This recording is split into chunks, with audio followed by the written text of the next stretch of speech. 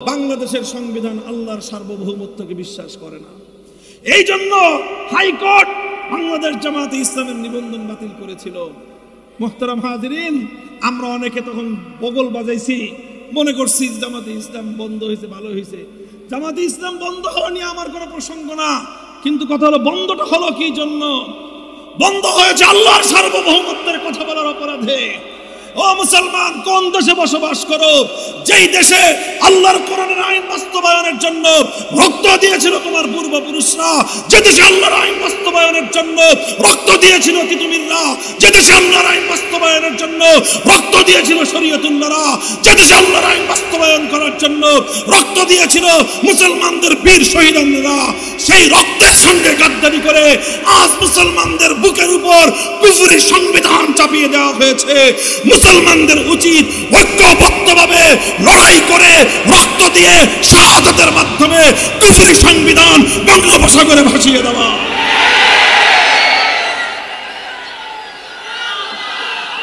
একটা দৃশ্য আপনাদের চোখে পড়েছে কিনা, সেখানে আমাদের একটা বোর্ড, হয়তো কোনো কলেজের হবে অথবা ইউনিভার্সিটির হবে, পরিপূর্ণ হিজাব কিভাবে করতে হয় সেটাও সে জানে না।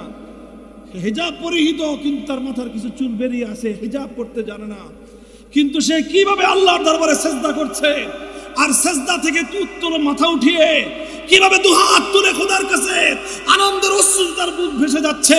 সে বারবার শুধু আল্লাহকে চিৎকার করে ডাকছে। সে এক দৃশ্য বলে দেয়, আগস্টের বিপ্লব ছিল আল্লাহর জমিনে আল্লাহর কোরআন বাস্তবায়নের বিপ্লব। যে দেশের মায়েরা বিজয়ের শুভক্ষণে এভাবে আল্লাহর দরবারে অবনত হতে জানে, যে দেশের মেয়েরা আল্লাহর দরবারে বিজয়ের এই আনন্দকে উৎসর্গ করতে জানে, সেই মায়েদের গর্ভে মুহাম্মদ বিন কাসেম তৈরি হবে ইনশাআল্লাহ। এই জনপদে গৌর গোবিন্দদের স্থান হবে না। গৌর গোবিন্দের চেলা চামুন্ডারা বাংলাদেশে চট করে ঢুকে পড়বার এই দুঃস্বপ্ন দেখা বাদ দাও। এদেশে আসতে হলে শাহজালালের মাধ্যমে আবার নতুন করে কালেমা পড়ে আসতে হবে। ইসলামকে বরণ করো, আমরা তোমাদেরকে সম্ভাষণ জানাবো। ইসলামের সঙ্গে গাদ্দারি করবা, আমরা তোমাদেরকে উৎখাত করার জন্য যা করতে হয় তাই করব। এটা ছিল আগস্ট বিপ্লবের একটা প্রতীকী রূপ। আল্লাহর দরবারে সেজদা করা, ফরিয়াদ জানানো, এটাই ছিল আগস্ট বিপ্লবের অন্যতম একটা বৈশিষ্ট্য। যারা ইসলামী আইনের বিরুদ্ধে কথা বলবে তারা বিড়ালের মতো মিনমিন করে কথা বলবে। যারা ইসলামের রাজনীতি করবে, আল্লাহু আকবার স্লোগান তারা জোরে করে বলবে। যারা মানব প্রজাতন্ত্রের কথা বলবে, বিড়ালের মতো ছাগলের মতো মিনমিন করে বলবে। এটাই হবে আগামীর বাংলাদেশের চিত্র। কথা বলেন। আরে ভাই, যদি আমরা সাহস করি, হিম্মত করি, যদি আমরা সাহস করি আর হিম্মত করি, ইনশাআল্লাহ সুম্মা ইনশাআল্লাহ 15 বছরের ফ্যাসিবাদ যেভাবে বিদায় হয়েছে, কোরআন বিরোধী সকল অপশক্তি বাংলাদেশ থেকে চিরতরে বিদায় হতে বাধ্য হবে ইনশাআল্লাহ। সেই সোনালী দিন আল্লাহ আমাদেরকে দেখার তৌফিক দান করুন। আলহামদুলিল্লাহ, আমরা আমাদের পূর্বপুরুষদেরকে নিয়ে গৌরব করি, অহংকার করি। মীর নেসার আলী তিতুমীর রহমতুল্লাহি আলাইহি আল্লাহর জমিনে আল্লাহর আইন বাস্তবায়ন করার জন্য প্রতিরোধ সংগ্রাম করলেন। অস্ত্র নাই, শস্ত্র নাই, শক্তি নাই, বাঁশ দিয়ে কেল্লা নির্মাণ করলেন। বাঁশের লেঠেল বানায়ে ইংরেজদের বিরুদ্ধে আল্লাহর বিধানকে বাস্তবায়ন করার জন্য যুদ্ধ করলেন, লড়াই করলেন। ইংরেজরা বন্দুক দিয়ে, তোপ কামান দিয়ে তিতুমীরের বাঁশের কেল্লা আগুন দিয়ে জ্বালিয়ে দিল। তিতুমীরের লাঠিয়ালদের বিরুদ্ধে বন্দুক নিয়ে তারা যুদ্ধ করলো। তিতুমীর এবং তার লাঠিয়াল বাহিনী শাহাদাত বরণ করলেন, রক্ত দিয়ে আল্লাহর জমিনকে রঞ্জিত করলেন। কিন্তু আল্লাহর আইনের জায়গায় গায়রুল্লাহর আইনের সামনে মাথা নত করলেন না। আমাদের এদেশের আরেকজন বিপ্লবী সংগ্রামী, স্বাধীনতার এক মহানায়কের নাম হাজী শরীয়তুল্লাহ রহমতুল্লাহি আলাইহি। হাজী শরীয়তুল্লাহর আন্দোলন ইতিহাস থেকে পড়ুন। তার আন্দোলনের নাম ছিল ফরায়েজি আন্দোলন। তিনি এক জামাত গঠন করলেন, সেই জামাতের নাম ছিল ফরায়েজি জামাত। ফরায়েজি মানে কি? ফরায়েজি মানে হলো আল্লাহর ফরজ বিধানগুলো বাস্তবায়ন করার আন্দোলন। তিনি আল্লাহর ফরজ বিধান বাস্তবায়ন করার জন্য আন্দোলন শুরু করলেন। সেই আন্দোলনে অসংখ্য মানুষ রক্ত দিল, জীবন দিল, শাহাদাত বরণ করলো। এই বাংলা জনপদের মুসলমানরা শত শত বছর পর্যন্ত আল্লাহর জমিনে আল্লাহর আইনের দ্বারা শাসিত হওয়ার জন্য ত্যাগ, কোরবানি আর শাহাদাতের অসংখ্য নজরানা পেশ করেছেন। এরপরে দেখেন, যখন 1947 সাল আসলো, এই ভারতবর্ষ স্বাধীন হবে। ভারতবর্ষ স্বাধীন হওয়ার সময় এই বাংলার মুসলমানদের সামনে দুটো অপশন ছিল, দুটো সুযোগ ছিল। একটা হলো নিজেদের পার্শ্ববর্তী বিশাল ভারতের সঙ্গে একত্রিত হয়ে বিশাল একটা সাম্রাজ্য এবং বিশাল একটা দেশের নাগরিক হওয়া, অনেক বড় দেশের নাগরিক হওয়া। আরেকটা অপশন ছিল, না, এত বড় দেশের নাগরিক নয়, এত ফ্যাসিলিটি আর এত সুযোগ সুবিধা নয়, নিকটবর্তী বিশাল অঞ্চলের হিন্দুদের সঙ্গে নয়, বরং 7 সমুদ্র 13 নদীর ওপারের মুসলমানদের সঙ্গে সঙ্গবদ্ধ হয়ে আমরা ভূখণ্ড ছোট পেতে পারি, কিন্তু আমরা এমন একটা ভূখণ্ড চাই যেই ভূখণ্ডে আইন হবে কার? জোরে বলেন, সেই ভূখণ্ডে আইন হবে কার? 1947 সালের বাংলার এই জনপদের মুসলমানরা অনেক বড় স্যাক্রিফাইস করেছিল, অনেক বড় ত্যাগ আর কোরবানি করেছিল। পশ্চিম পাকিস্তানের মুসলমানরা সেই ত্যাগ আর কোরবানি স্বীকার করতে পারে নাই। এই বাংলার মুসলমানরা যেই ত্যাগ আর কোরবানি স্বীকার করেছে, আল্লাহর আইনের দ্বারা, কোরআনী সংবিধানের দ্বারা রাষ্ট্র পরিচালিত হওয়ার ক্ষেত্রে এই বাংলাদেশের মানুষ 98% তারা সমর্থন জানিয়েছিল, অথচ পশ্চিম পাকিস্তানের লোকেরা সমর্থন জানিয়েছিল মাত্র 60 থেকে 70%। অর্থাৎ আল্লাহর জমিনে আল্লাহর বিধান বাস্তবায়ন করার ক্ষেত্রে মুসলমানদের জন্য কোরআনী শাসনতন্ত্রের মাধ্যমে রাষ্ট্র গঠন করার জন্য, পাকিস্তান গঠন করার জন্য পাকিস্তানের, পশ্চিম পাকিস্তানের মানুষের যত আবেগ এবং তাদের যত ত্যাগ আর কোরবানি ছিল, তার চেয়ে অনেক বেশি ত্যাগ আর কোরবানি ছিল এই বাংলার মুসলমানদের। এরপরের ইতিহাস আমাদের সঙ্গে বিশ্বাসঘাতকতার ইতিহাস। এরপরের ইতিহাস পশ্চিম পাকিস্তানের স্বৈর শাসক খান পাঠানরা বাংলাদেশের মুসলমানদের ত্যাগ আর কোরবানির প্রতি বৃদ্ধাঙ্গুলি প্রদর্শন করে আমাদের শাহাদাতের রক্তের সঙ্গে গাদ্দারি করবার ইতিহাস। 24 বছর পর্যন্ত পাকিস্তান টিকে থাকলো। আলেম সমাজ বারবার বললেন, 1947 সালের 15ই আগস্ট ব্রিটিশদের কাছ থেকে আমরা দেশটাকে মুক্ত করেছি, স্বাধীন করেছি। আমাদের দেশের আলেম সমাজ বলেছিলেন, বাড়ির কাছের কলকাতা থাকতে, বাড়ির কাছের হিন্দুস্তান থাকতে, হিন্দুস্তানকে লাথি মেরে সেই 7 সমুদ্র পাড়ি দিয়ে পাকিস্তানের সঙ্গে একীভূত হলাম। আমাদের লাহোর, পাঞ্জাব আর করাচির প্রতি আমাদের কোনো দুর্বলতা এবং কোনো আকর্ষণ ছিল না, আমাদের আকর্ষণ ছিল একমাত্র আল্লাহর কোরআনের প্রতি। কিন্তু তারা আমাদের এই জাতির সঙ্গে গাদ্দারি করেছে, বিশ্বাসঘাতকতা করেছে। এ জাতির বাংলাদেশের মুসলমানরা আল্লাহর আইন বাস্তবায়ন করার জন্য যেই ত্যাগ আর কোরবানি স্বীকার করলেন, তারা বিন্দুমাত্র তার মূল্যায়ন করল না। ওলামায়ে কেরাম যখন বলতেন, পাকিস্তান তো গঠন হয়েছিল উদ্দেশ্য, ঘোষণা, অঙ্গীকার, জাতির সঙ্গে কমিটমেন্ট ছিল যে এদেশের সংবিধান হবে কোরআনী সংবিধান, শাসনতন্ত্র হবে ইসলামী শরিয়া শাসনতন্ত্র। আপনারা সেই কোরআনী শাসনতন্ত্র বাস্তবায়ন করেন না কেন? পাকিস্তানের শাসকরা বলতো, রাষ্ট্রটা এখনো শিশু রাষ্ট্র, তো হুজুর কিছুদিন সময় দেন, আমরা আস্তে আস্তে এই রাষ্ট্রটাকে আগে সর্বদিক থেকে, অর্থনৈতিক, সামাজিক, ব্যবসায়িক সব দিক থেকে একটু শক্তিশালী করে নেই, তারপরে আমরা ইসলামী শাসনতন্ত্র দিব, আমরা ইসলামী আইন বাস্তবায়ন করব। এখন যদি আমরা ইসলামী আইন বাস্তবায়ন করতে যাই, ইউরোপ আমেরিকার লোকেরা আমাদেরকে সাহায্য করবে না, ওরা আমাদেরকে সহযোগিতা করবে না। ওদের সাহায্য আর সহযোগিতা না নিলে আমাদের পাকিস্তান উন্নতি করতে পারবে না। এই বলতে বলতে বলতে বলতে 24 বছর পার হয়ে গেল, কিন্তু তাদের এই শিশু রাষ্ট্র আর কোনোদিন সাবালক হলো না। আমার আব্বাজান মরহুম হযরত শাইখুল হাদিস আল্লামা আজিজুল হক রহমতুল্লাহ আলাইহির কাছ থেকে কথা আমি বহুবার শুনেছি। তিনি বলতেন যে আমরা তখন পাকিস্তানিদেরকে বললাম যে একটা শিশু সন্তান, মেয়ে হলে 9 থেকে 12 বছরের মধ্যে সাবালিকা হয়ে যায়, ছেলে হলে সর্বোচ্চ 12 থেকে 15 বছরের মধ্যে সাবালক হয়ে যায়। পাকিস্তান শিশু রাষ্ট্র শুনতে শুনতে 24 বছর তোমরা পার করে দিলা, কোরআনী সংবিধান তোমরা দিলে না। আমরা তখন বললাম, যেই রাষ্ট্র আর যেই শিশু 24 বছরেও সাবালক হয় না, যেই শিশু 24 বছরেও বালেগ হয় না, ও আর কোনোদিন বালেগ হবে না, এই পোলাপান রাখার দরকার নেই। তখন আমরা দেশটাকে ভেঙে খান খান করলাম।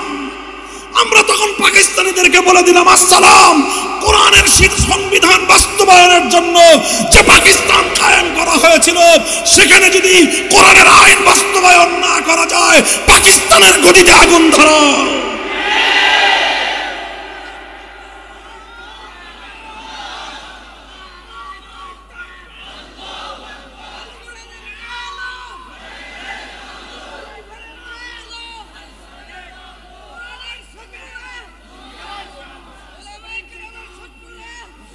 মুহতারাম হাজিরিন, এই যখন পাকিস্তানিদের সঙ্গে আলেম সমাজের দ্বিধাদ্বন্দ্ব, আলেম সমাজের যখন এটা নিয়ে তাদের সঙ্গে দ্বন্দ্ব আর লড়াই চলছে, আলেমরা বলতেছে যে উদ্দেশ্যে, যে অঙ্গীকার করে মুসলমানদের জন্য আলাদা ভূখণ্ড নেওয়া হয়েছিল, সে অঙ্গীকার তোমরা বাস্তবায়ন করো, আমরা কোরআনের সংবিধান চাই।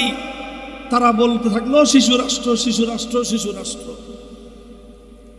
এই কথা যখন চূড়ান্ত পর্যায়ে চলে গেল, 1970 সালে একটা জাতীয় নির্বাচন আসলো। সেই জাতীয় নির্বাচনের সময় প্রথম এই এক রাজনৈতিক কৌশল নিল তখনকার এই বাংলাদেশের একজন নেতা শেখ মুজিবুর রহমান সাহেব। তিনি বললেন, 1970-এর জাতীয় নির্বাচনের সময় ইশতেহার ঘোষণা করলেন, নির্বাচনী ম্যানিফেস্টো দিলেন, বললেন নৌকা মার্কায় ভোট দাও, যদি আমরা ক্ষমতায় যেতে পারি, নৌকা যদি ক্ষমতায় যেতে পারে, তাহলে এদেশে কোরআন সুন্নাহ বিরোধী কোনো আইন থাকবে না, কোরআন সুন্নাহ বিরোধী কোনো আইন থাকবে না। এই সর্বপ্রথম তিনি মেনে নিলেন যে এদেশে কোরআন সুন্নাহর বিরুদ্ধে কোনো আইন চলবে না। এই অঙ্গীকার করার পর এদেশের মানুষ গড়পড়তায় নৌকা মার্কায় মারল সিল। গড়পড়তায় মানুষ সবাই নৌকায় সিল মেরে বাক্স ভরে দিল। নির্বাচনে তিনি জিতে গেলেন। তিনি জিতলেন ঠিক, পশ্চিম পাকিস্তানের গাদ্দারেরা তারা বাংলাদেশের মুসলমানদের হাতে ক্ষমতা হস্তান্তর করলো না, বরং ক্ষমতা হস্তান্তর না করে 1971 সালের 25শে মার্চের ভয়াল রাতে তারা নিরস্ত্র বাঙালিদের উপর সশস্ত্র বর্বর হামলা চালালো। 26শে মার্চ বাংলার মানুষেরা তারা স্বাধীনতার যুদ্ধের জন্য ঝাঁপায়ে পড়ল। 9 মাসের রক্তক্ষয়ী মুক্তিযুদ্ধের মধ্য দিয়ে 1971-এর 16ই ডিসেম্বর বাংলাদেশ স্বাধীনতা অর্জন করলো। বাংলাদেশের স্বাধীনতা অর্জন করার কিছুদিন পরে শেখ মুজিবুর রহমান সাহেব এই পূর্ণ সময়টাতেই পাকিস্তানের জেলখানায় তিনি আপ্যায়িত হয়েছেন। জেলখানা থেকে মুক্ত হয়ে লন্ডনে গিয়েছেন। ভারতের ইন্দিরা গান্ধীর সঙ্গে সাক্ষাৎ করে, দেখা সাক্ষাৎ করে কথাবার্তা বলে তিনি যখন বাংলাদেশে আসবেন, তখন শ্রীমতী ইন্দিরা গান্ধী শেখ মুজিবুর রহমান সাহেবের মুজিব কোটের পকেটের মধ্যে একটা চিরকুট ধরায় দিলেন। আর সেই চিরকুটের মধ্যে লেখা থাকলো, গঠন করবা, তোমরা যেই দেশটা স্বাধীন করেছো সেই দেশের সংবিধান কোরআন সুন্নাহর সংবিধান হবে না। তুমি 70 সালের নির্বাচনে জাতির সঙ্গে যে অঙ্গীকার করেছিলা, সে অঙ্গীকারের সঙ্গে তোমাকে গাদ্দারি করতে হবে, বিশ্বাসঘাতকতা করতে হবে। তুমি একটা সংবিধান তৈরি করবা, যেই সংবিধানের 4টি মূলনীতি হবে জাতীয়তাবাদ, ধর্মনিরপেক্ষতাবাদ, গণতন্ত্র আর সমাজতন্ত্র। কোরআন বিরোধী 4 মূলনীতির মাধ্যমে বাংলাদেশের সংবিধান তৈরি করবার জন্য একটা প্রেসক্রিপশন তার পকেটের মধ্যে ঢুকিয়ে দিল। আর সেই প্রেসক্রিপশন নিয়ে শেখ মুজিবুর রহমান সাহেব বাংলাদেশে এসে জাতির সঙ্গে কৃত তার সেই অঙ্গীকার এবং ওয়াদার কথা ভুলে গিয়ে সর্বপ্রথম বাংলার 7 কোটি মানুষের সঙ্গে তিনি গাদ্দারি করে কোরআন সুন্নাহ বিরোধী কোনো আইন তৈরি না করবার সেই অঙ্গীকার থেকে তিনি সরে গিয়ে কোরআনের জায়গায় ইসলাম বিরোধী ধর্মনিরপেক্ষতা নামক কুফরি মতবাদ জাতির উপর চাপিয়ে দিলেন। মুহতারাম হাজিরিন, ধর্মনিরপেক্ষতাবাদ দিয়ে অনেক লম্বা কথা, এক আলোচনায় এত কিছু বলা যাবে না। পরিষ্কার মনে রাখবেন, ইসলামের কালেমা হলো ইবাদতের একমাত্র উপযুক্ত কে? ইসলামের কালেমা হলো আইন চলবে একমাত্র কার? ধর্মনিরপেক্ষ মতবাদের কালেমা হলো এই যে আইন করার ক্ষেত্রে আল্লাহর বিধানের দিকে লক্ষ্য রাখা যাবে না। ধর্মনিরপেক্ষতার মূল সূত্রই হলো রাষ্ট্র পরিচালনার ক্ষেত্রে কোরআন সুন্নাহর কোনো নির্দেশনা মানা যাবে না। এটাই হলো ধর্মনিরপেক্ষতা। এই জন্য ধর্মনিরপেক্ষতাকে অনেক একটা রাজনৈতিক মতবাদ হিসেবে আপনারা বুঝে থাকেন। যারা ধর্মনিরপেক্ষতাকে, সেকুলারিজমকে শুধুমাত্র একটা রাজনৈতিক মতবাদ মনে করেন, মস্ত বড় ভুল। ধর্মনিরপেক্ষতা কোনো রাজনৈতিক মতবাদ নয়, বরং ধর্মনিরপেক্ষতা হলো এই পৃথিবীতে ইসলামের সঙ্গে সবচেয়ে বড় সাংঘর্ষিক একটা ভিন্ন ধর্মের নাম। যারা ইসলাম ধর্মের অনুসরণ করে তারা ধর্মনিরপেক্ষ ধর্ম অনুসরণ করতে পারে না। যারা ইসলাম ধর্মের অনুসারী হয় তারা সেকুলার ধর্ম অনুসরণ করতে পারে না। কারণ ইসলাম বলে কোরআন আইনের সূত্র হবে, কোরআন সুন্নাহ। ধর্মনিরপেক্ষতা বলে আইনের সঙ্গে কোরআন সুন্নাহর কোনো সম্পর্ক থাকতে পারবে না। বরং আমি তো বলি যে ধর্মনিরপেক্ষ ধর্মটা, এই যে সেকুলার ধর্ম, এটা এক বিবেচনায় হিন্দু, বৌদ্ধ, ইহুদি, খ্রিস্টান ধর্মের চেয়েও ইসলামের জন্য আরো বেশি ভয়ঙ্কর। বলবেন কেন? কারণ হলো এই, একজন মানুষ যদি হিন্দু হয় সবাই বুঝে যে ও মুসলমান না। কথা বলেন, কোন মানুষ কোন হিন্দুকে কোনোদিন মুসলমান মনে করে? কারণ হিন্দু তো হিন্দুই, আবার মুসলমান হয় কিভাবে? কোন মানুষ যদি বৌদ্ধ, খ্রিস্টান হয়, কেউ কাউকে মুসলমান মনে করে? তার জন্য এই জন্য তাকে ইসলামের দাওয়াত দেয়, ভাই তুমি ইসলামের কালেমা গ্রহণ করো, চিরস্থায়ী জাহান্নাম থেকে তুমি মুক্তি পেয়ে যাবা। এই জন্য একজন মানুষ একসাথে হিন্দু আর মুসলিম হতে পারে না। একজন মানুষ একসাথে খ্রিস্টান আর মুসলমান হতে পারে না। একজন মানুষ একই সঙ্গে বৌদ্ধ, ইহুদি আর মুসলমান হতে পারে না। কারণ সবাই জানে হিন্দু, বৌদ্ধ, ইহুদি, খ্রিস্টান হলে মুসলমান হওয়া যায় না। কিন্তু মানুষ এটা জানে না যে সেকুলার হলেও মুসলমান হওয়া যায় না। এই জন্য আজ গোটা মুসলিম সমাজের মধ্যে মুসলিম নামধারী সেকুলারে ভরে গেছে। সেকুলার মুসলিম অর্থ হলো হিন্দু মুসলিম। সেকুলার মুসলিম মানেই হলো হিন্দু মুসলিম। সেকুলার মুসলিম মানেই হলো খ্রিস্টান মুসলিম। আপনারা বলেন, দুনিয়াতে খ্রিস্টান মুসলিম নামক কোন পদার্থ পৃথিবীতে খুঁজে পাওয়া যাবে? কোন মানুষ একই সঙ্গে খ্রিস্টান মুসলিম হতে পারে? কোন মানুষ একসঙ্গে হিন্দু মুসলিম হতে পারে? কোন মানুষ একই সঙ্গে বৌদ্ধ মুসলিম হতে পারে? হিন্দু, বৌদ্ধ, খ্রিস্টান যেরকম মুসলিম হতে পারে না, কোন ব্যক্তি সেকুলার হলে সেও মুসলিম হতে পারে না। আশ্চর্যজনক ভাবে এই পাশ্চাত্যের ইহুদিরা, পাশ্চাত্যের ইহুদি চক্রান্ত সারা দুনিয়ার মুসলিম সমাজের মধ্যে সেকুলারিজমের মতো বিষাক্ত এক ধর্ম চালিয়ে দিয়ে লক্ষ লক্ষ মুসলমানদের ঈমান হরণ করে তাদেরকে বেঈমান বানায়, সেকুলার ধর্মের অনুসারী বানিয়ে মুসলমানদের সমাজকে জাহান্নামের আগুন দিয়ে জ্বালিয়ে ছারখার করে দিয়েছে। আমি বলেছিলাম, সেই যে ৭০ সালের নির্বাচনের সময় শেখ মুজিবুর রহমান সাহেবের অঙ্গীকার ছিল কোরআন সুন্নাহ বিরোধী কোনো আইন তৈরি করা হবে না। ১৯৭১ সালে, ৭২ সালে এসে তিনি তার সেই অঙ্গীকারের সঙ্গে গাদ্দারি করলেন। তিনি তার সেই কমিটমেন্টকে ভঙ্গ করলেন। তিনি তার সেই ওয়াদা ভঙ্গ করে কোরআন সুন্নাহ বিরোধী শুধু আইন তৈরি করলেন না, বরং সম্পূর্ণ কোরআন সুন্নাহর সঙ্গে শতভাগ সাংঘর্ষিক ধর্মনিরপেক্ষ কুফরি মতবাদের দ্বারা এক কুফরি সংবিধান এদেশের মুসলমানদের উপর চাপিয়ে দিলেন। চলল ৭২ থেকে ৭৫ পর্যন্ত। ইতিহাসের ধারাটা বুঝবেন। আমার আখেরি কথা হলো, আজ আমরা যে পর্যায়ে দাঁড়িয়ে আছি, এই পর্যায়ে দাঁড়িয়ে আলেম সমাজের পক্ষ থেকে, মুসলিম জনতার পক্ষ থেকে, তাওহীদি জনতার পক্ষ থেকে, বিপ্লবীদের পক্ষ থেকে এই জাতি এবং এই রাষ্ট্র কর্ণধারদের কাছে আমাদের স্পষ্ট একটা পয়গাম দেওয়া দরকার। এটাই হলো আমার মূল মেসেজ, মূল বক্তব্য। 1972-এর পরে 75 পর্যন্ত চলল এই জিনিস। 75-এর পট পরিবর্তনের পরে যারা ক্ষমতায় আসলেন কিছু কিছু চেঞ্জ করতে চেষ্টা করলেন। সেই চেঞ্জিং এর মধ্যে কয়েকটা গুরুত্বপূর্ণ চেঞ্জিং ছিল। 3টা বড় বড় গুরুত্বপূর্ণ পরিবর্তন হয়েছে। সেই পরিবর্তনগুলোর মাধ্যমে পরিপূর্ণ না হলেও সেই সেকুলার মতবাদ থেকে একটু করে ইসলামের দিকে দেশকে, সংবিধানকে এগিয়ে আনার চেষ্টা করা হয়েছে। তার মধ্যে প্রথম ছিল সংবিধানের শুরুতে বিসমিল্লাহির রহমানির রহিম সংযুক্ত করা হলো। 2 নম্বর, সংবিধানের শুরুতে সব কিছুর জন্য আল্লাহর উপর অবিচল আস্থা এবং বিশ্বাসকে সংবিধানের মূল ভিত্তি হিসেবে স্থাপন করা হলো। আল্লাহর উপর অবিচল আস্থা এবং বিশ্বাস, এই ভিত্তি যখন স্থাপিত হয়, আসলে এই ভিত্তির মাধ্যমেই সংবিধানের মধ্যে কোরআন সুন্নাহ বিরোধী যতগুলো ধারা আছে সবগুলো ধারা স্বয়ংক্রিয়ভাবে বাতিল হয়ে যাওয়ার কথা। এই জন্যই এই কথাটা বুঝতে পেরেছে এই সেকুলার ধর্মের ধ্বজাধারীরা। এই জন্য সুযোগ পাওয়ার পর সর্বপ্রথম তারা সংবিধান থেকে আল্লাহর উপর অবিচল আস্থা এবং বিশ্বাসকে তারা মুছে ফেলেছে। কারণ আল্লাহর উপর অবিচল আস্থা এবং বিশ্বাস যদি থাকে, তাহলে কোরআন সুন্নাহ বিরোধী কোনো আইন, কোনো নীতি, কোনো সংবিধানের ধারা এখানে থাকতে পারে না। মুহতারাম হাজিরিন, আস্তে আস্তে আজ আমরা যে পর্যায়ে এসে এখন দাঁড়িয়েছি, আমাদের এই সংবিধানের মধ্যে প্রায় 17 বার অ্যামেন্ডমেন্ট এসেছে, 17 বার 18 বার সংশোধনী এসেছে। এই সব সংশোধনীর পর এখন বাংলাদেশের সবচেয়ে যেই আওয়াজ চারিদিক থেকে শোনা যায়, সেই আওয়াজের নাম হলো সংস্কার, সংস্কার, সংস্কার।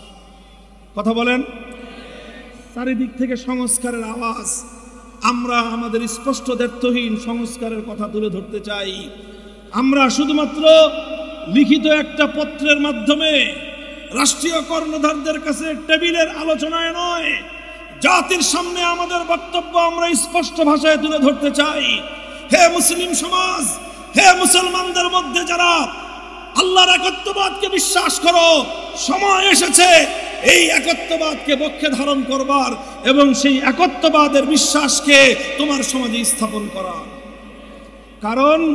কারণ তুমি যদি তোমার এই একত্ববাদ তাওহীদ ফিল হাকিমিয়াহকে যদি তুমি জায়গা মতো বাস্তবায়ন করতে না পারো, পদে পদে তুমি মুসলিম হওয়া সত্ত্বেও তোমাকে ঈমান বিধ্বংসী কার্যকলাপের সঙ্গে সম্পৃক্ত হতে হয়।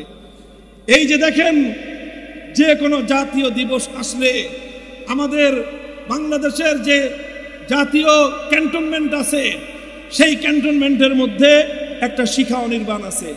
কি অনির্বাণ? অর্থাৎ আগুন জ্বলছে তো জ্বলছে, জ্বলছে তো জ্বলছে, সেই যে জ্বালাইছে আর কোনোদিনই আগুন নিবে না। সেই আগুনের সামনে গিয়ে 16ই ডিসেম্বর, 26শে মার্চ, 21শে ফেব্রুয়ারি সহ প্রত্যেকটি জাতীয় দিবসের সময় সেই আগুনকে গিয়ে সম্মান জানাতে হয়, স্যালুট দিতে হয়। রাষ্ট্রীয় কোনো অতিথি আসলে, বিদেশ থেকে কোনো সেনাপ্রধান বা উচ্চপদস্থ সেনা কর্মকর্তারা বাংলাদেশে আসলে বাংলাদেশের মুসলমানের সন্তান সেনাপ্রধান সহ সেখানে গিয়ে অগ্নি পূজারীদের মতো আগুনের সামনে গিয়ে নীরবতা পালন করতে হয়, যেটা স্পষ্ট শিরকি সংস্কৃতি, যেটা স্পষ্ট শিরক। আগুনকে এভাবে সম্মান জানানো কোন মুসলমানের পক্ষে, যে একত্ববাদকে বিশ্বাস করে, আল্লাহর একত্ববাদে বিশ্বাসী কোনো মুসলিম আগুনকে স্যালুট জানাতে পারে না। 21শে ফেব্রুয়ারি আসলেই সকল জায়গায় মৃত ব্যক্তিদের নামে, শহীদদের নামে বেদি তৈরি করা হয়, আর সেই বেদির মধ্যে ফুলের স্তবক তৈরি করা হয়, পুষ্পস্তবক অর্পণ করা হয়। এটা এমন একটা সেনসিটিভ বিষয়, কেউ এটা নিয়ে আমরা কথা বলি না। কারণ কিছু বলতে গেলেই বলা হবে যে আমরা 21-এর চেতনা বিরোধী। আমরা 21-এর চেতনা বিরোধী না। 1952 সালের 21শে ফেব্রুয়ারি জীবন দিয়েছিল আমাদের ভাইয়েরা আব্দুল সালাম, রফিকুল ইসলাম, আব্দুল জব্বার। এরা সবাই মুসলিম মায়ের সন্তান ছিল। এই সকল মুসলিম সন্তানেরা তারা তাদের মাতৃভাষা বাংলার প্রতি যখন বৈষম্য হয়েছে, সেই বৈষম্যের বিরুদ্ধে, সেই জুলুমের বিরুদ্ধে কথা বলতে গিয়ে অকাতরে তাদের জীবন গিয়েছে। তারা কোনো শিরকি সংস্কৃতি বাস্তবায়নের জন্য জীবন দেয় নাই। কিন্তু সেকুলার রাষ্ট্র, সেই সেকুলার রাষ্ট্র এবং সেই সেকুলার ব্যবস্থাপনা সেই সকল শহীদদের জায়গায় কিছু বেদি তৈরি করলো, আর সেই বেদিতে খালি পায়ে হেঁটে গিয়ে সেখানে ফুল দিতে হয়। অথচ ইসলাম ধর্ম মতে, কোরআন সুন্নাহর স্পষ্ট ফতোয়া মতে কোনো মৃত ব্যক্তির কবর অথবা তার স্মৃতি ফলকের উপর কোনো ফুল অথবা কোনো ফুলের স্তবক অর্পণ করা, এটা স্পষ্ট শিরকি সংস্কৃতি, ইসলামে হারাম এবং নিষিদ্ধ। অথচ মুসলমানদের দেশের এত বড় একটি জাতীয় দিবসে সেখানে এই শিরকি সংস্কৃতির বিরুদ্ধচারণ করার উপায় নাই। কারণ সেটার বিরুদ্ধে কোরআনের ফতোয়ার কথা বলতে গেলে ওরা বলবে যে এরা 21-এর চেতনার পরিপন্থী। আমরা বলি যে না, আমরা 21-এর চেতনার পরিপন্থী না। আমরা মাতৃভাষার সম্মান এবং মর্যাদার পক্ষের শক্তি, কিন্তু আমরা শহীদ মুসলমানদের জন্য শিরকি সংস্কৃতির মাধ্যমে শ্রদ্ধা প্রদর্শনে বিশ্বাসী না। আজ এই যে বাংলাদেশের যে সংসদ রয়েছে, এই সংসদে যদি কোনো ব্যক্তিকে সংসদ সদস্য হিসেবে শপথ নিতে হয়, তাহলে সেই শপথের মধ্যে এমন কথা, এমন শপথনামা রয়েছে, যেই শপথনামা পরিপূর্ণভাবে বাস্তবায়ন করতে গেলে একজন মানুষকে তাওহীদ ফিল হাকিমিয়া, আল্লাহর একত্ববাদের সঙ্গে বিশ্বাসঘাতকতা করতে হয়। সংবিধানের আলোকে একটা দৃষ্টান্ত দিয়ে আমি আলোচনা সমাপ্তির দিকে নিচ্ছি, খুব ভালো করে বুঝেন। বাংলাদেশের চলমান সংবিধানের আলোকে একটা নির্বাচন কমিশন আছে। কি আছে? বাংলাদেশের যে কোনো রাজনৈতিক দল বাংলাদেশে রাজনীতি করতে চাইলে, নির্বাচনে অংশগ্রহণ করতে চাইলে তাদের জন্য বাধ্যতামূলক হলো কি? নির্বাচন কমিশনের নিবন্ধন লাগবে। আর নির্বাচন কমিশনের নিবন্ধন নিতে গেলে অনেকগুলো কোরআন সুন্নাহ বিরোধী আইন সেখানে মুখোমুখি হতে হয়। আর সেই আইনের সঙ্গে সামান্য একটু বিরোধ হলে তখন ইসলামকে পরিবর্তন করতে হয়, কিন্তু তারা তাদের কুফরি সংবিধানের ধারাকে পরিবর্তন করে না। তার জ্বলন্ত দুটো দৃষ্টান্ত আমি দেখাই। আপনারা জানেন বাংলাদেশে উলামায়ে কেরামের নেতৃত্বে একটা রাজনৈতিক সংগঠন ছিল। সেই সংগঠনটার নাম হলো ইসলামী শাসনতন্ত্র আন্দোলন। নামটা জানেন আপনারা? 1987 সালে উলামায়ে কেরাম বাংলাদেশের শীর্ষ আলেমরা ঐক্যবদ্ধ হয়ে এই প্ল্যাটফর্মটা গঠন করেছিলেন। প্রতিষ্ঠাকালের মুখপাত্র ছিলেন শাইখুল হাদিস আল্লামা আজিজুল হক রহমতুল্লাহি আলাইহি। তিনি ছিলেন এর প্রধান সমন্বয়কারী। তার সহযোগী ছিলেন বাইতুল শরফের পীর সাহেব মরহুম আব্দুল জব্বার রহমতুল্লাহি আলাইহি। অন্যতম সহযোগী ছিলেন চরমনায়ের মরহুম পীর হযরত সৈয়দ ফজলুল করিম রহমতুল্লাহি আলাইহি। তার অন্যতম সহযোগী ছিলেন মরহুম হযরত মাওলানা দেলোয়ার হোসেন সাইদি রহমতুল্লাহি আলাইহি। অন্যতম সহযোগী ছিলেন এই যে মাওলানা সৈয়দ কামালউদ্দিন জাফরি। তার অন্যতম সহযোগী ছিলেন মরহুম হযরত মাওলানা আব্দুল গফফার রহমতুল্লাহি আলাইহি। এই সকল আলেমরা মিলে ইসলামী শাসনতন্ত্র আন্দোলন করলেন। অর্থাৎ তারা দাবি জানালেন যে আমরা একটা আন্দোলন করতে চাই, যে আন্দোলন হলো কুফরি সংবিধান পরিবর্তন করে, কুফরি শাসনতন্ত্র পরিবর্তন করে ইসলামী শাসনতন্ত্র বাস্তবায়ন করব। কিন্তু অভিশপ্ত এই নির্বাচন কমিশন যখন তারা রাজনৈতিক নিবন্ধনের জন্য গেলেন, ইসলামী শাসনতন্ত্র আন্দোলনের লোকদেরকে বলে দিলেন যে ইসলামী শাসনতন্ত্রের নাম নিয়ে বাংলাদেশে কোনো রাজনৈতিক দল গঠন করা যাবে না। কেন গঠন করা যাবে না? কারণ ইসলামী শাসনতন্ত্র এই শব্দ বাংলাদেশের সংবিধানের সঙ্গে সাংঘর্ষিক। কেননা বাংলাদেশের সংবিধান হলো কুফরি শাসনতন্ত্র।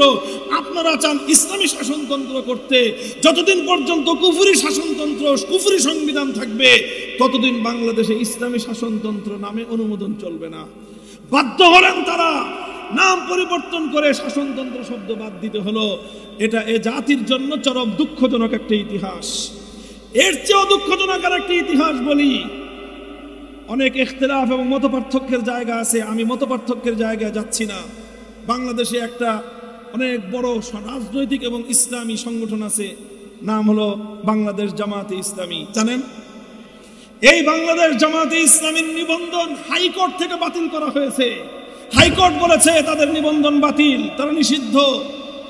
কেন বাতিল করেছে হাইকোর্ট? তারা মাওলানা মওদুদী সাহেবের অনুসরণ করে, এই জন্য। তারা সাহাবায়ে কেরামকে মেয়ারে হক মানে না, এই জন্য। তাদের সঙ্গে উলামায়ে কেরামের কিছু বিষয়ে মতপার্থক্য আছে, এই জন্য না। উলামায়ে কেরাম বুঝো, বাংলার মুসলমান হৃদয়ে তোমাদের রক্তক্ষরণ হয় না, তোমরা এখনো হাসো, অথচ তোমার বাংলাদেশের ইতিহাস, তোমার বাংলাদেশের এই মর্মান্তিক ঘটনা তোমরা কেউ পর্যবেক্ষণ করো না। হাইকোর্ট বলেছে বাংলাদেশ জামাতে ইসলামের সংবিধানের মধ্যে, গঠনতন্ত্রের মধ্যে একটা কথা বলা হয়েছে, সেটা হলো আল্লাহর সার্বভৌমত্বের কথা।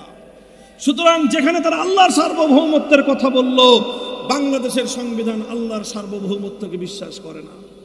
এই জন্য হাইকোর্ট বাংলাদেশ জামাতে ইসলামের নিবন্ধন বাতিল করেছিল। মুহতারাম হাজিরিন, আমরা অনেকে তখন বগল বাজাইছি, মনে করছি জামাতে ইসলাম বন্ধ হয়েছে, ভালো হয়েছে। জামাতে ইসলাম বন্ধ হওয়া নিয়ে আমার কোনো প্রসঙ্গ না, কিন্তু কথা হলো বন্ধটা হলো কি জন্য? বন্ধ হয়েছে আল্লাহর সার্বভৌমত্বের কথা বলার অপরাধে। ও মুসলমান, কোন দেশে বসবাস করো, যেই দেশে আল্লাহর কোরআনের আইন বাস্তবায়নের জন্য রক্ত দিয়েছিল তোমার পূর্বপুরুষরা, যে দেশে আল্লাহর আইন বাস্তবায়নের জন্য রক্ত দিয়েছিল তিতুমিররা, যে দেশে আল্লাহর আইন বাস্তবায়নের জন্য রক্ত দিয়েছিল শরীয়তুল্লাহরা, যে দেশে আল্লাহর আইন বাস্তবায়ন করার জন্য রক্ত দিয়েছিল মুসলমানদের বীর শহীদরা, সেই রক্তের সঙ্গে গাদ্দারি করে আজ মুসলমানদের বুকের উপর কুফরি সংবিধান চাপিয়ে দেওয়া দেওয়া হয়েছে। মুসলমানদের উচিত ঐক্যবদ্ধভাবে লড়াই করে রক্ত দিয়ে শাহাদাতের মাধ্যমে কুফরি সংবিধান বঙ্গোপসাগরে ভাসিয়ে দেওয়া।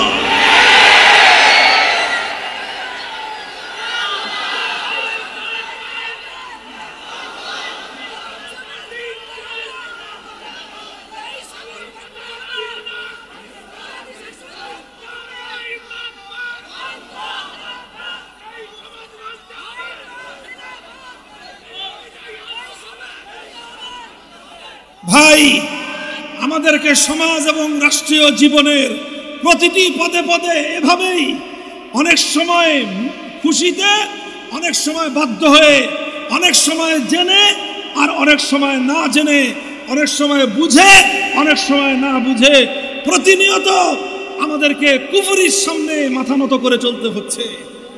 আজ বাংলাদেশে যদি কোনো একজন ব্যক্তি মন্ত্রী হয়, যত বড় হাজি গাজী আলেম হন, মন্ত্রী হলে আপনাকে স্মৃতিসৌধে যেতে হবে। আপনি বীর শহীদদেরকে শ্রদ্ধা জানান, কোনো আপত্তি নাই, এটা শহীদদেরকে শ্রদ্ধা জানানো ইসলামের আদর্শ। শহীদদের প্রতি শ্রদ্ধা জ্ঞাপন করা, শহীদদের স্মৃতিকে আমলিন করে রাখা, শহীদদের স্মৃতিকে চিরজাগরুক করে রাখা, এটা আল্লাহর কোরআনের আদর্শ।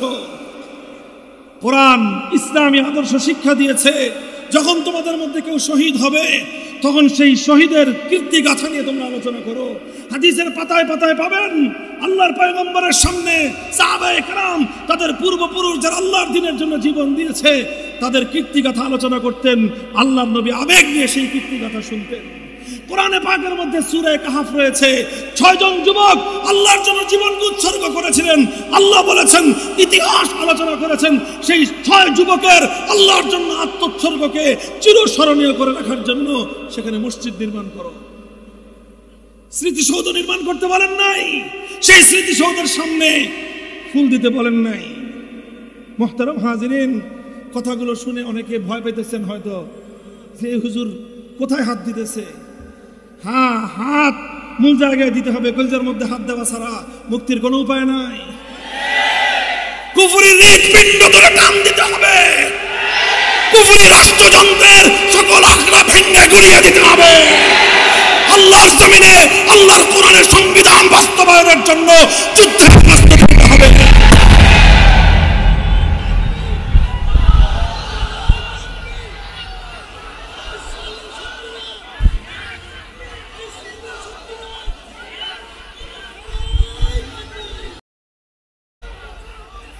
মুহতারাম হাজিরিন, এই সব আলোচনার সার কথা হলো এই, আমি স্পষ্ট ভাষায় বলতে চাই, আমরা এই যে 5ই আগস্ট যে বিপ্লব হলো, 5ই আগস্ট বিপ্লব হয়েছে কি হয় নাই, এই বিপ্লবটা কেমন বিপ্লব ছিল? এই বিপ্লবকে সবাই যার যার মতো সংজ্ঞায়িত করে। আমি এই বিপ্লবের দুটো প্রতীকী রূপ দেখাতে চাই। এই বিপ্লবের বৈশিষ্ট্য দুটো আইকনের মাধ্যমে, দুটো প্রতীকী চিত্রের মাধ্যমে আগস্ট বিপ্লবের স্বরূপ জাতির সামনে বিশ্ব দরবারে উদ্ভাসিত হয়ে উঠবে। তার প্রথম চিত্রটা হলো এই, আগস্ট বিপ্লবের সময় আপনি লক্ষ্য করেছেন বাংলাদেশের প্রায় প্রতিটি শহরে শহরে আমাদের ছেলেরা, স্কুল কলেজ ইউনিভার্সিটি মাদ্রাসার ছাত্ররা নিজেদের মধ্যকার ভেদাভেদের সকল দেয়াল ভেঙে গুড়িয়ে দিয়ে হাতে হাত ধরে দাঁড়িয়ে গিয়েছিল। পিচ ঢালা রাজপথে স্লোগানে স্লোগানে স্লোগানে বৈষম্যের বিরুদ্ধে, ফ্যাসিবাদের বিরুদ্ধে তারা উচ্চকিত হয়ে স্লোগানে স্লোগানে আল্লাহর আকাশ বাতাস মুখরিত করে তুলেছিল। বুলেটের মুখে আবু সাঈদরা বুক পেতে দিয়েছিল, রক্ত দিয়েছে, শাহাদাত বরণ করেছে, জীবন দিয়েছে, ভীরু কাপুরুষের মতো রাজপথ ছেড়ে দেয় নাই। রক্ত দিচ্ছে, জীবন দিচ্ছে, স্লোগান তুলছে, মিছিল করছে। নামাজের ওয়াক্ত হয়ে যাওয়ার সঙ্গে সঙ্গে সেই রাজপথে দাঁড়িয়ে আল্লাহু আকবারের আযানের ধ্বনি তুলছে। একজন ইমাম হয়ে আল্লাহর দরবারে নামাজে দাঁড়িয়ে স্কুল কলেজ ইউনিভার্সিটি মাদ্রাসার ছাত্ররা নিজেদের মধ্যকার সকল ভেদাভেদগুলো ছুঁড়ে ফেলে সেই পিচ ঢালা রাজপথ, যে পথ তাদের ভাইদের বুকের রক্ত দিয়ে রঞ্জিত হয়েছিল, সেই পিচ ঢালা রাজপথকে জায়নামাজ বানিয়ে আল্লাহর দরবারে সিজদায় লুটিয়ে পড়েছে। এরপর নামাজের পরে ফরিয়াদের হাত উত্তোলন করে আল্লাহর কাছে সাহায্য কামনা করেছে। আল্লাহ পাক সাহায্য করেছেন কি করেন নাই? আমি তো বলি এরা বাংলার আবাবিল, এরা বাংলার আবাবিল। বাংলাদেশের 15 বছরের স্বৈরাচারী হস্তি বাহিনী আসহাবুল ফিল, এই আসহাবুল ফিল এরা মনে করেছিল এই জনপদে তাদেরকে মোকাবেলা করার মতো কেউ নাই। আল্লাহ বললেন যে তোমাদেরকে মোকাবেলা করার জন্য আমি বিএনপির মতো বড় দলকে কাজে লাগাবো না, তোমাদের মোকাবেলা করার জন্য বড় বড় কোনো সংগঠন, বড় বড় নেতা নেত্রীকে আমি কাজে লাগাবো না। আমি ক্ষুদ্র ক্ষুদ্র আবাবিল ছাত্র জনতাকে তোমাদের বিরুদ্ধে আমি সাহায্য করলাম। এই আবাবিল যখন ছুটল, রাত ভাঙ্গা জোয়ারের মতো ছুটল, 5ই আগস্ট অপরাহ্ন আসার আগেই সেই আসহাবুল ফিলের স্বৈরাচারী ফ্যাসিবাদ বাংলার মাটি থেকে পালিয়ে যেতে বাধ্য হল। সুতরাং আগস্ট বিপ্লবের যদি কেউ বাস্তবতা এবং তার প্রকৃত চিত্র দেখতে চায়, আমি বলবো জুলাই মাসে জুড়ে বাংলার এই প্রত্যন্ত প্রতিটি শহরে শহরে আমাদের ছাত্রদের সেই আল্লাহর দরবারে সেজদায় লুটিয়ে পড়া আর আল্লাহর কাছে ফরিয়াদের সেই দৃশ্যগুলো যেন তারা দেখে নেয়, তাহলে বুঝতে পারবে আগস্টের বিপ্লবের প্রকৃত রহস্য কি ছিল। জানি না, এখন তো সব ইন্টারনেটের যুগ, সামাজিক যোগাযোগ মাধ্যমে অনেক কিছু দেখা যায়। যখন এই গণভবন, যেই গণভবন থেকে ফ্যাসিবাদ বিদায় হয়েছে, সেখানে বাংলাদেশের বহু মানুষ, নারী পুরুষ, তারা সেখানে বিজয় উদযাপন করার জন্য, ফ্যাসিবাদের পতনের সাক্ষী হওয়ার জন্য সেখানে অনেকে গিয়েছে। সেখানকার অনেক দৃশ্য সামাজিক যোগাযোগ মাধ্যমে এটা কি বলে ভাইরাল হয়েছে, ব্যাপক প্রচারিত হয়েছে। একটা দৃশ্য আপনাদের চোখে পড়েছে কিনা, সেখানে আমাদের একটা বোন, হয়তো কোনো কলেজের হবে অথবা ইউনিভার্সিটির হবে, পরিপূর্ণ হিজাব কিভাবে করতে হয় সেটাও সে জানে না। হিজাব পরিহিত, কিন্তু তার মাথার কিছু চুল বেরিয়ে আসে, হিজাব করতে জানে না। কিন্তু সে কিভাবে আল্লাহর দরবারে সেজদা করছে, আর সেজদা থেকে উত্তোলন মাথা উঠিয়ে কিভাবে দুহাত তুলে খোদার কাছে আনন্দের অশ্রু তার বুক ভেসে যাচ্ছে। সে বারবার শুধু আল্লাহকে চিৎকার করে ডাকছে। সে এক দৃশ্য বলে দেয়, আগস্টের বিপ্লব ছিল আল্লাহর জমিনে আল্লাহর কোরআন বাস্তবায়নের বিপ্লব। যে দেশের মায়েরা বিজয়ের শুভক্ষণে এভাবে আল্লাহর দরবারে অবনত হতে জানে, যে দেশের মেয়েরা আল্লাহর দরবারে বিজয়ের এই আনন্দকে উৎসর্গ করতে জানে, সেই মায়েদের গর্ভে মুহাম্মদ বিন কাসেম তৈরি হবে ইনশাআল্লাহ। এই জনপদে গৌর গোবিন্দদের স্থান হবে না। গৌর গোবিন্দের চেলা চামুন্ডারা বাংলাদেশে চট করে ঢুকে পড়বার এই দুঃস্বপ্ন দেখা বাদ দাও। এদেশে আসতে হলে শাহজালালের মাধ্যমে আবার নতুন করে কালেমা পড়ে আসতে হবে। ইসলামকে বরণ করো, আমরা তোমাদেরকে সম্ভাষণ জানাবো। ইসলামের সঙ্গে গাদ্দারি করবা, আমরা তোমাদেরকে উৎখাত করার জন্য যা করতে হয় তাই করব। এটা ছিল আগস্ট বিপ্লবের একটা প্রতীকী রূপ। আল্লাহর দরবারে সেজদা করা, ফরিয়াদ জানানো, এটাই ছিল আগস্ট বিপ্লবের অন্যতম একটা বৈশিষ্ট্য। দ্বিতীয় বৈশিষ্ট্য ছিল, এটা বলার জন্য কানার ভাই আন্দাকেও কোনো কিছু দেখতে বলতে হবে না, গোটা বাংলাদেশ দেখেছে। আগস্টের 5 তারিখ দুপুর থেকে নিয়ে জোহরের ওয়াক্ত থেকে নিয়ে শুরু করে আসর পর্যন্ত বাংলাদেশে একটা কাজ ঘটেছে, যেখানে যেখানে দেশের সম্পদ অপচয় করে, মানুষের প্রতিবাদকে উপেক্ষা করে, আলেম সমাজের ফতোয়া এবং উপদেশকে উপেক্ষা করে ভাস্কর্যের নামে যত মূর্তি তৈরি করা হয়েছিল, কাউকে কিছু বলতে হয় নাই। গোটা বাংলাদেশ 1 থেকে 2 ঘন্টার মধ্যে মূর্তি নামক অপবিত্রতা থেকে মুক্ত হয়ে গিয়েছে। আমরা বলেছিলাম একটা মূর্তি বানায়েন না, বসায়েন না, মানুষটা মারা গেছে, কবরে কি অবস্থায় আছে জানি না, শান্তিতে থাকতে দেন। তিনি বললেন যে না, আমার বাপ কবরে শান্তিতে থাকবে কেন? মূর্তি বানায় বাপকে উত্ত্যক্ত করার আয়োজন করলেন। আমি উপদেশ দিলাম, আমরা উপদেশ দিলাম, ভাল লাগলো না, আমাদেরকে জেলে পুরে রাখলো যেন কোনো উপদেশের কথা বলতে না পারি। মনে করেছিলেন আমাদের কণ্ঠ স্তব্ধ করে দিলে বাংলাদেশটাকে মূর্তির রাজ্য বানানো যাবে। বাংলার তৌহিদি জনতা 5ই আগস্টের মধ্যাহ্ন বিরতির পরে বিপ্লবের প্রথম প্রহরে দেখিয়ে দিয়েছে, এদেশটা গৌর গোবিন্দের নয়, এদেশটা খান জাহান আলী শাহজালালদের দেশ। আছে কোথাও কোনো মূর্তি? আছে হিন্দু ধর্মাবলম্বীদের তাদের উপাসনালয়, তাদের মন্দিরে মূর্তি থাকবে, সেটা নিয়ে আমাদের কোনো সময় আলোচনা নাই। আমাদের আলোচনা যেই জনপদ 1947 সালে আমাদের পূর্বপুরুষরা নিকটবর্তী ভারতকে লাথি মেরে শুধুমাত্র কোরআনের ভালোবাসায় পশ্চিম পাকিস্তানিদের সঙ্গে গাঁটছড়া বেঁধেছিল, পশ্চিম পাকিস্তানিদের পীড়িতের কারণে নয়, আল্লাহর কোরআনের ভালোবাসায়। কথা বলেন, সেই পবিত্র জনপদ, যেই জনপদে 1970 সালে কোরআন সুন্নাহ বিরোধী কোনো আইন তৈরি না করার অঙ্গীকার তোমরা করে দেশটা স্বাধীনতা বিজয় অর্জন হওয়ার সঙ্গে সঙ্গে গাদ্দারি করতে এক মুহূর্ত বিলম্ব করো নাই। সেই গাদ্দারির ফলাফল 75-এর 15ই আগস্ট হাতে নাতে তোমরা পেয়েছিলা। আবার তোমাদেরকে অনেক সংশোধন করা হলো, পট্টি বাংলা, হজ করলা, তসবি নিলা, বুঝাইতে চাইলা যে আমি আবার ইসলামের পথে ফিরে আসব। ক্ষমতা দিল জনগণ, তুমি আবার ক্ষমতায় গিয়ে সেই দাম্ভিক হলা, গোটা দেশটাকে শিখা চিরন্তন দিয়ে ভরলা, আর রাস্তার মোড়ে মোড়ে ভাস্কর্যের নামে মূর্তি তৈরি করে একত্ববাদকে ধূলিসাৎ করে শিরকি সংস্কৃতির আড্ডাখানায় পরিণত করতে চাইলাম। মুহতারাম হাজিরিন, এই কথাগুলো আমি আপনাদেরকে বললাম কেন? এই বিপ্লবের স্বরূপ আর প্রকৃতি বোঝার জন্য। এখন আমি যেটা জানি, যেটা বুঝি, যেটা বলি, আলহামদুলিল্লাহ, ইসলামী বিপ্লবের সৈনিক এখন শুধুমাত্র মাদ্রাসায় তৈরি হয় না। এখন আমাদের তরুণ ছাত্র জনতা প্রতিটি বিশ্ববিদ্যালয় থেকে, চাই সেটা সরকারি হোক, প্রাইভেট বিশ্ববিদ্যালয় হোক, প্রতিটি বিশ্ববিদ্যালয়ের আমাদের সন্তানরা আল্লাহর কোরআনের নূরে আলোকিত হচ্ছে। তাদের অন্তরে তাওহীদ ফিল হাকিমিয়তের চেতনায় তারা শানিত হচ্ছে। তারা তাগুতের বিরুদ্ধে লড়াই করার জন্য তাদের মুষ্টিবদ্ধ হাত উত্তোলন করতে শিখছে। এই ধারা যদি অব্যাহত রাখে, ইনশাআল্লাহ আল্লাহর জমিনে ইসলামী বিপ্লব রুখে দেওয়ার সাধ্য কারো হবে না।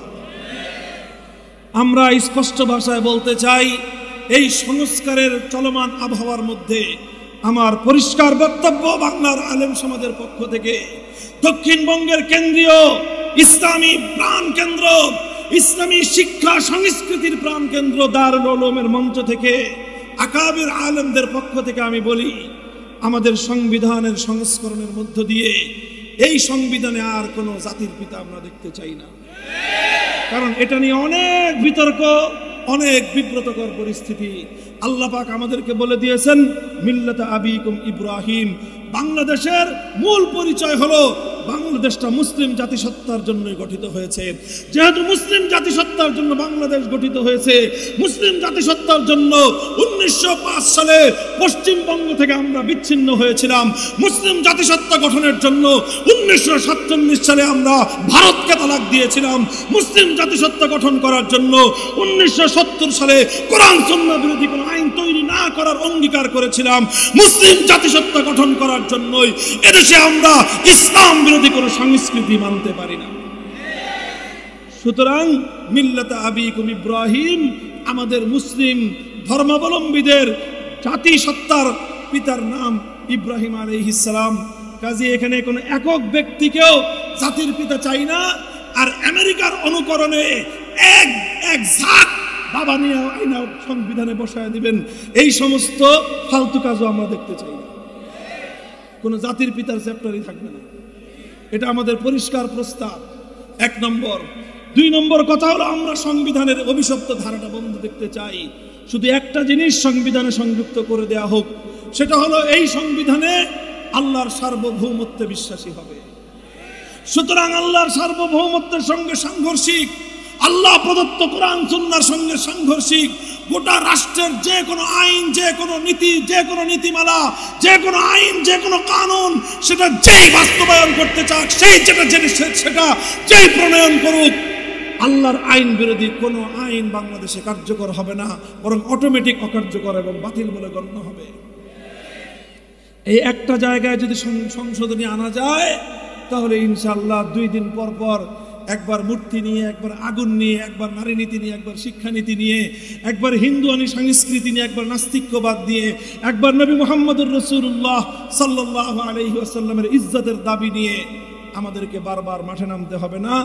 মূল জায়গায় সংবিধানকে সংশোধন করে আল্লাহর সার্বভৌমত্ব স্থাপন করার দাবি আমরা জাতীয়ভাবে উত্থাপন করতে চাই।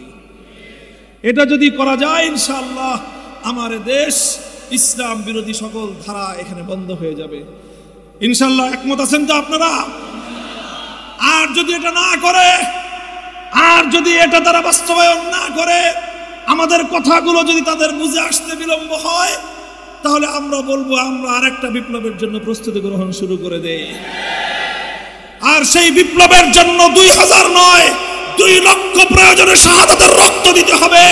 মাতৃভূমির জন্য রক্ত দিয়ে যদি শহীদ হওয়া যায় আল্লাহর জমিনে আল্লাহর দ্বীনের জন্য শাহাদাতের রক্ত দিতে তোমরা প্রস্তুত থাকবে কিনা?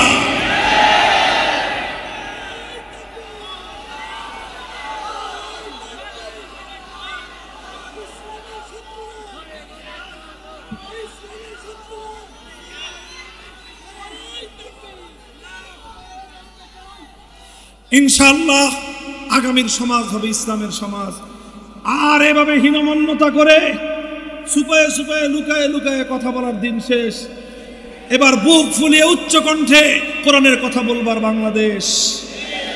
যারা ইসলামী আইনের পক্ষে কথা বলবে তারা জোরে কথা বলবে এখন থেকে। যারা ইসলামী আইনের বিরুদ্ধে কথা বলবে তারা বিড়ালের মতো মিনমিন করে কথা বলবে। যারা ইসলামের রাজনীতি করবে আল্লাহু আকবার স্লোগান তারা জোরে করে বলবে। যারা মানব প্রজাতন্ত্রের কথা বলবে বিড়ালের মতো ছাগলের মতো মিনমিন করে বলবে। এটাই হবে আগামীর বাংলাদেশের চিত্র। কথা বলেন? আরে ভাই, যদি আমরা সাহস করে হিম্মত করি, যদি আমরা সাহস করি আর হিম্মত করি, ইনশাআল্লাহ সুম্মা ইনশাআল্লাহ 15 বছরের ফ্যাসিবাদ যেভাবে বিদায় হয়েছে, কোরআন বিরোধী সকল অপশক্তি বাংলাদেশ থেকে চিরতরে বিদায় হতে বাধ্য হবে ইনশাআল্লাহ। সেই সোনালী দিন আল্লাহ আমাদেরকে দেখার তৌফিক দান করুন। একটি বিপ্লব ঘটুক, যে বিপ্লবের মাধ্যমে আল্লাহর কোরআন হবে ইসলামী আইনের, বাংলাদেশের আইনের প্রধান সূত্র হবে ইসলামী শরিয়া। কোরআন এবং সুন্নাহর আইনের মাধ্যমে আমরা শাসিত হব। ভালোয় ভালোয় মানলে ভালোয় ভালোয় আসবে। সোজা আঙ্গুলে ঘি উঠলে সোজা আঙ্গুলে ঘি খাবো। আঙ্গুল যদি বাঁকা করতে হয় যতটুকু করা লাগে ততটুকু আঙ্গুল বাঁকা করার জন্য প্রস্তুতি গ্রহণ করতে শুরু করুন। ইনশাআল্লাহ বিপ্লবের পূর্বাভাস দেখা যাচ্ছে। পূর্ব দিগন্তে সূর্য উদিত হওয়ার আগ মুহূর্তে যেরকম সুবহে সাদেক উদিত হয়, বুঝতে আর বাকি থাকে না কিছুক্ষণ পরে সূর্যের উদয় হবে। 5ই আগস্টের বিপ্লব ইসলামী বিপ্লবের সূর্যোদয় না হলেও ইসলামী বিপ্লবের সুবহে জাদিদ, সুবহে সাদেক উঠেছে। এবার ইনশাআল্লাহ ইসলামী বিপ্লবের সূর্যের উদয় হবে। আমরা আসুন সকলে ঐক্যবদ্ধ হই, ইসলামপন্থীদের মধ্যে সকল ভেদাভেদের দেয়ালগুলো ভেঙে গুড়িয়ে দিয়ে হাতে হাত রাখি। ইনশাআল্লাহ আমাদের সেই পূর্বপুরুষদের কাঙ্ক্ষিত সোনার মাতৃভূমি, আল্লাহর দেওয়া এই নিয়ামতে আল্লাহর আইনের মাতৃভূমি আমরা গড়ে তুলতে সক্ষম হব ইনশাআল্লাহ। নাসরুম মিনাল্লাহি ওয়া ফাতহুন করিব ওয়া আখিরু দাওয়ানা আলহামদুলিল্লাহি রাব্বিল